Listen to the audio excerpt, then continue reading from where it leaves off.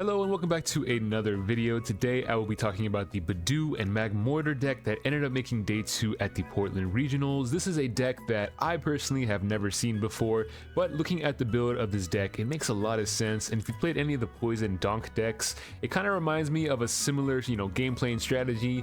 Magmortar is a card that I didn't even know what it did before I actually read the card. But looking at the combination with Budew, kind of the same concept. You're using status conditions, you're item locking, just being very annoying and dealing damage over time. Now, as I did mention, this deck did make day 2, ending up in 295th place by Daniel Dempster. Again, I read their post, and they said that they ended up dropping out due to an emergency, but they actually started out 1-0 on day 2. They ended up giving the opponent the win because they knew they had to drop out and they felt bad, taking the win and then DQing right afterwards.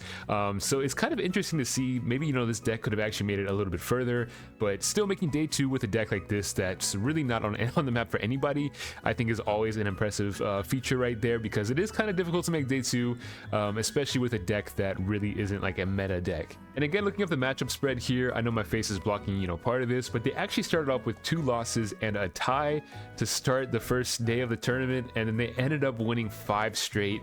Followed by day 2 they ended up losing, but they actually technically won. So again, kind of would have been interesting to see how far this deck could have gone. I do think they had a chance to kind of get up there a little bit, maybe top 64 or something like that would have been crazy. But looking at the matchups here, I mean, they played against meta decks here. They played against 4 Dragapults, beat all of them. They played against Raging Bolt and beat that. They played against Gardevoir and lost. They ended up tying the Joltik box, and they ended up losing to a Terra box as well. Again, this day 2 right here is that Joltik box where they actually won, but they ended up giving the opponent the win. So honestly, very impressive here to see this, with a deck that, again, nobody really plays. So today I want to kind of talk about the deck here, how the deck works, show off the list a little bit, and then kind of show some gameplay and show off how this deck actually works when you're playing it. Again, I do want to give a shout out to Daniel right here coming up with the deck. Here is their Twitter page right here, and here's the post showing off the deck. And yeah, this is a very interesting build, so I'm kind of excited to show it off. I'll have the list posted in the description below, so if you guys want to test it out yourselves, feel free to copy it. And as always, if you're down there, I would appreciate if you subscribe to the channel. But other than that, let's go ahead and get into the list and then into some gameplay after that. So to start off, this deck is very highly involving Budew. It's a Pokemon that can item lock. At this point, most people know what Budew does. We do run a bunch of Bravery Charms as well, so pretty much every single turn you're wanting to attack with Budew and just kind of keep it out there as long as possible. We run a lot of switching cards to be able to switch in and out and burn our opponent, but Budew right there also item locks your opponent, so it kind of puts them in an awkward position where a lot of times they can't really respond. They're getting knocked out from burn damage, so they can't use Fezandipiti. So kind of similar to Poison Donk in a way, to where we're really just trying to item lock and do damage with status conditions. So this deck does run 3 copies of Budew and 3 copies of Bravery Charm, which is primarily going to be for Budew. Obviously with some matchups, I would imagine maybe you put it on one of your 2 prizers. That way it kind of makes it harder for your opponent to knock out, but for the most part, we're going to be using Bravery Charms on Budew. The other big card here is Volcanion EX, which does have the Scalding Steam ability, which will burn your opponent as long as this Pokemon is in the active spot. So again, we are trying to get this Volcanion in the active spot, burn our opponent, and then switch out into Budew so we can item lock. It is a lot of switching around, because if your opponent switches out, it gets rid of burn, or if they flip heads, it gets rid of burn. So a lot of times we need to be able to retreat and then also switch into something manually. And this is a card that we've started to see in a lot of different decks. I've seen it in really a lot of different builds. Joltik box is one that I've kind of seen it pop up in here and there. It's a card that really you're kind of just using it for its ability for the most part. I guess you could technically attack as well, but we're really using it for its ability. And again, this pairs well with Magmortar in this deck. We do want to have a bunch of these on the bench because the ability does actually stack, and this ability, basically what it does is it makes burn damage do 30 more damage. So let's say we have 2 Magmortars in play and we burn our opponent, and they're taking 80 damage from burn plus the 10 damage from the item lock Itchy Pollen, so really they're taking 90 damage and they can't use any items. So really we want to get a few of these guys set up on our bench, that way we can kind of stack this ability and do as much damage as possible. We want to have Budew in play, and we also need to have Volcanion in play to be able to burn our opponent. But really this right here, the fact that it stacks, and the fact that we can item lock can really kind of be annoying to deal with. And because of that, that's why this deck runs 4 copies of this. As far as our other Pokemon go, very standard basic support Pokemon. We have Latias EX to be able to have that free retreat, which is very, very important. This deck does run 2 of them in case we prize it. We've of course got the Bloodmoon Ursaluna EX to be able to close out some games, and you can kind of combine this with burn too. So let's say you burn, you have Magmortars into play, you switch in Bloodmoon Ursaluna, and you're taking really, you know, quick, easy knockouts. And the last support card is obviously Fezandipiti EX. You know, pretty self-explanatory. Being able to draw cards is very important, and Fezandipiti is great at that. As far as everything else goes, it's pretty self-explanatory as far as a lot of the support cards go. I'm gonna go ahead and zoom out a little bit so you guys can see what's on the left side. It's just Ionos and Boss's orders, which are important to be able to disrupt and switch in certain Pokemon. The only supporter here that's like pretty unique that you don't see too often is Surfer, but it actually works pretty well into this deck. And what it does is it will switch your active Pokemon with one of your benched Pokemon, and you're able to draw until you have 5 cards in your hand. So again, switching is very, very important with this deck. And basically what this does is it gives you a free switch, and you're also able to draw some cards if you have a low hand, so it can kind of get you out of bad situations. But if nothing else, it can help you switch and kind of pull off that burn combo. The ace spec of choice here is Precious Trolley. We do also run TM Evo to get those Magmortars online. So again, with this deck like this, you probably want to go second most times, just to kind of go for that Arven combo and get your board set up. Going first doesn't feel too bad, but going second is probably what you want to do here. And yeah, all the other cards here, you know, are pretty self-explanatory. We do have 4 switches, we have 4 jet energies, and we have 2 surfers. So all of that in combination with the free retreat kind of makes it to where we can, you know, pretty easily switch around. The Penny here is also kind of a nice card too, especially when you look at things like Bloodmoon Ursaluna. Let's say you go for an attack and you're up against, I don't know, Dragapult, they hit you for 200. You can kind of go for Penny, pick it back up, and then attack with it again. It can also be good as a switching card as well. Let's say you're kind of low on switch cards, you don't have anything else, you can kind of go for Penny, be able to pick something up, and then switch around like that. So I played a few games with it. Overall, the deck feels pretty good. I'm kind of excited to test it out here and see what happens. So yeah, let's go ahead and jump into some gameplay. If you guys have any questions about the deck, let me know in the comments and I will try my best to answer them. All right, going first. I don't love this hand here, I'm not gonna lie. They do have a Fan Rotom, which is kind of the ideal start over there. Yeah, this kind of sucks. My hand is like not great. Let's burn a switch, I guess, and maybe a Defiance Band. What do I want to grab here? I guess I'll grab Budew.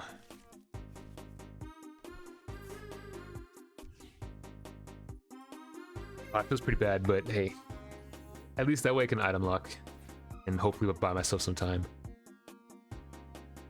My hand feels really bad here. The good thing is I can boss something up and item lock. I'm playing against Raging Bolt, so they probably have Latias, and they have Knockdown, so I almost wonder if something like a Maractus would be good in this deck, just to be able to kind of trap stuff and like lock it into burn. Heal Dance. Surprisingly, they don't switch to Ditto. I don't know what that was about. You get a research when you need it. That's actually fantastic. I love it. Let's go research here. Okay, still not a great hand, but that's fine. Guess I'll set up a second Budew here. And a Magmortar. I'm set up for next turn. That's what's good, right? I mean, this isn't too bad because if they can't do anything here. And they probably, yeah, I think they grabbed Noctowl. What are they doing? I just realized they Ultra Balled away a Hoot Hoot and a Noctowl. I don't know what this person's doing. I should be chilling next turn because I can Arven for Trolley as long as I didn't prize it. I can go Jet Energy and do all those things. I mostly put down the second Budew just in case they knock this one out, since I wouldn't have free retreat on this. That way I'm not really stuck. And I don't have to burn in the Jet Energy. Prime Catcher and Crispin. Okay. I mean, their board is not scary in the slightest, so I'm not too worried. Thanks for going for Snipes, but like, that's okay. Not exactly sure what they're doing over there. Salt Landing for 0 damage. This might be the first time playing the deck, I'm gonna be honest. And I prize Trolley, let's go. You love to see it. Fantastic, okay. Guess we'll go Volcanion. Retreat, we'll go for burn. Slow and steady wins the race, everybody. Slow and steady. Guess we can get a knockout here. Probably gonna help them more than help me.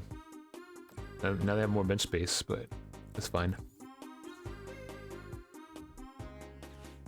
There's the area 0 I expected earlier. I don't know if this sounds bad, but I'm not scared of losing this at all because they have no Hoots down. And I mean, they really can't one-shot any of the bigger Pokemon here besides like Budew.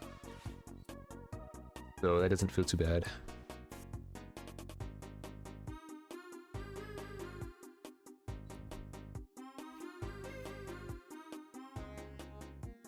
All right, we're tanking that. Okay, there's nothing to Night Stretcher here. Just go Arven. Guess Nest Ball again. Could grab Switch. I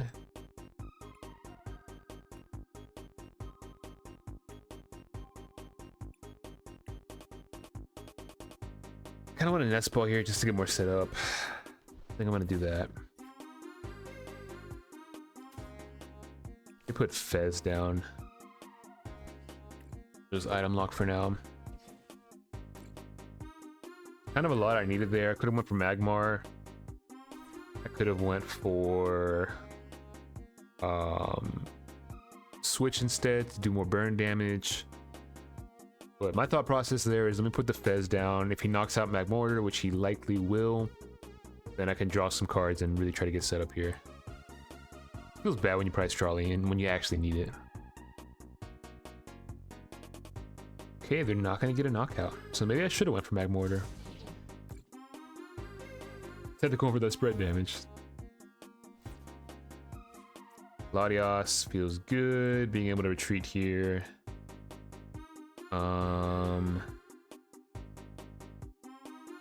Do I want to just keep item locking or should I go for damage here?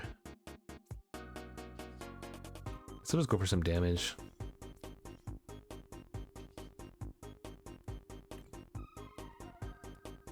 mean, it's fine.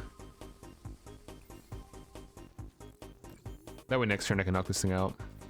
It's not the end of the world if they can play items. Again, they have no Hoots, so I'm really not that worried. Earthen Vessel! They're gonna take a knockout here on Magmortar. It's fine though. Is this just like a baby Raging Bolt deck with no Raging Bolt? That's what it seems like. Surprised we haven't seen one yet. There it is. The best artwork too. That card looks sick. Card is like crazy expensive too. But look at that artwork, man. Looks nice. Okay, we're going Sada. We're gonna get a knockout here, but it's okay because I should be able to draw a lot of cards here. And I can knock out the baby Raging Bolt. I'm feeling pretty good. They do have Energy Switch. They could actually knock out Volcanion, which would feel kind of bad. They do have Night Stretcher, but still. Ooh, Bravery Charm. Okay. I guess now that I think about it, I couldn't knock it out because I don't have the boosted burn damage here. So now that I think about it, I actually can't. Okay, they go for the Budew. Never mind. Not sure what the thought process there is. That's all good though. This is good. Hopefully I can get second Magmar down here. If I could draw into boss too, that would be amazing.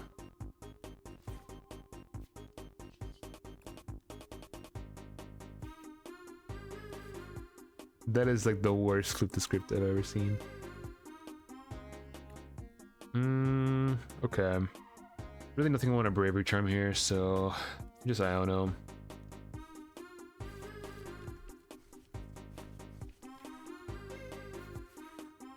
What are these hands, man? This is so bad.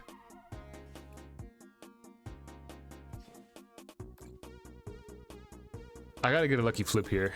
I'm hoping I do. Feels good. Feels really good. So it won't be knocked out next turn, but still. I guess, makes it kind of tricky though. It actually makes it a little bit more tricky because now if I were to knock it out with Itchy Pollen, then you get to flip the script. But if I don't go for Itchy Pollen, then they're not item locked, so that's kind of a tough one, not gonna lie. I do have the boss here, which is nice.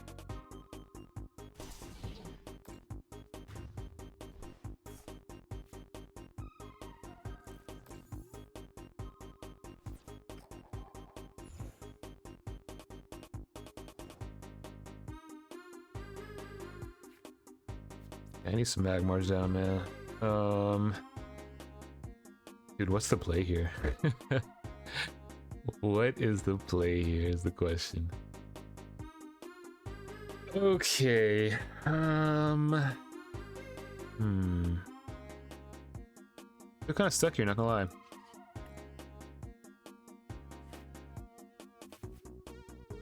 Dude, this feels so bad. I'll go for Iono here? What do I do?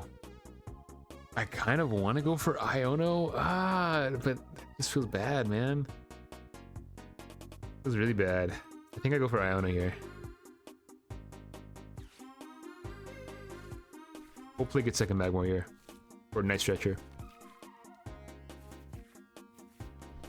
Okay, I don't.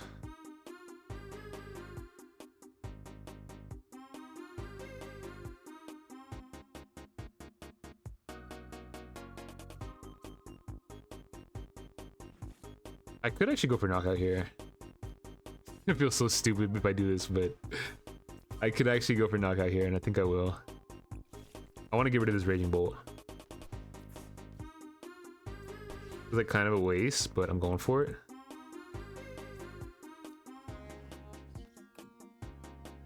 $40 damage?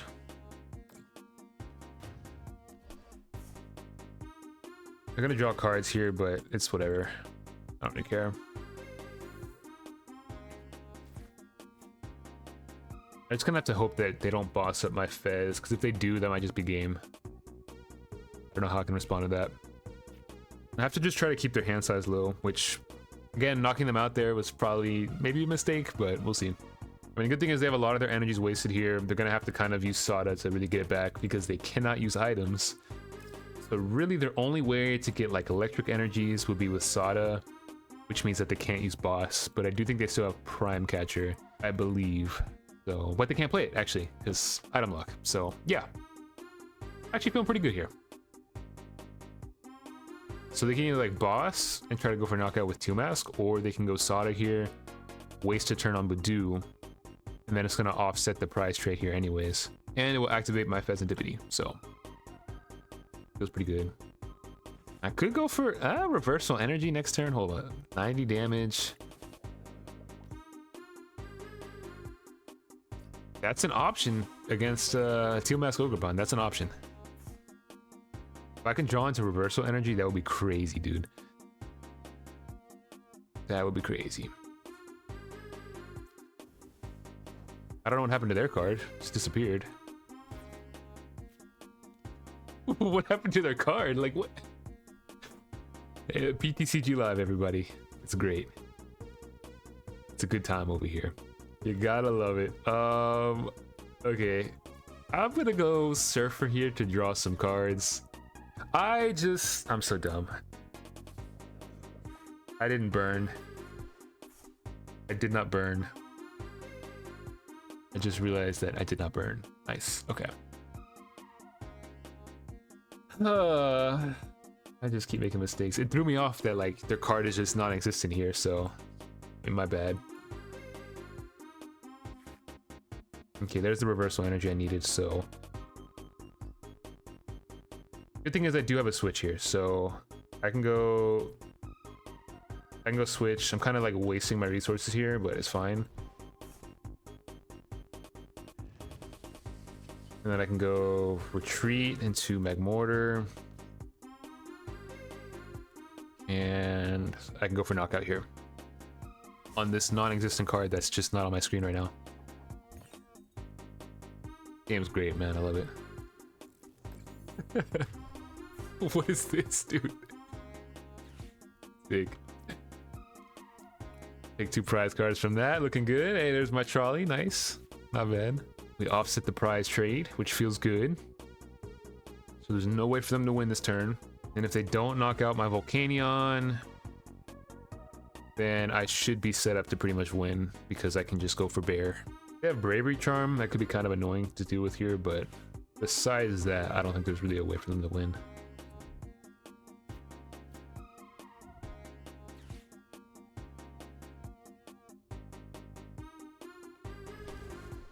Ooh, the Fez? Kind of a bad choice there, I feel like. Just because I already have so many cards in hand. I think in this case, they probably want to knock out either the Volcanion or maybe the Latias, just so I can't switch. Those are like the 2 cards I really needed.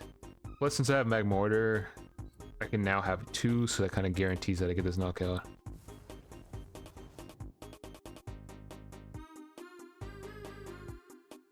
Throwing Thunder. As long as I have access to Bear, we should be chilling. Alrighty. There it is. An Ultra Ball.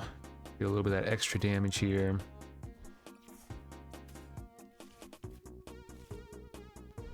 Evolve. Go for that burn.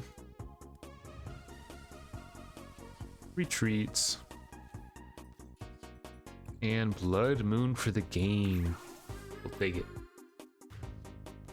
Game got a little bit scary there in the middle, but overall felt pretty good right there. Not bad. We're getting a win. We'll take it. Well, that's gonna be it for this one, guys. Hope you enjoyed it and hope you enjoyed this deck. It's definitely an interesting one. I will say I feel like I lost more games than I won just playing this in general. So again, very impressive to see it make day 2 because some of these matchups were kind of bad. I do think something like a Maractus could definitely benefit with a deck like this, but again, this is the list right here, and it's an interesting one for sure. I think you got to definitely prioritize getting Magmortar set up just to do as much damage as possible. I think in the games I played right here, I definitely could have done a better job at that, of having more than 2 or 1 on the board at a time. But yeah, you really just want to, you know, get that damage boost up for the burn and do as much damage as you can while you're also going for Itchy Pollen. With that being said, if you guys want to test it out yourselves, again, I will have the list posted in the description below. Let me know what you think about the deck. Hope you enjoyed it, and I'll catch you guys in the next one.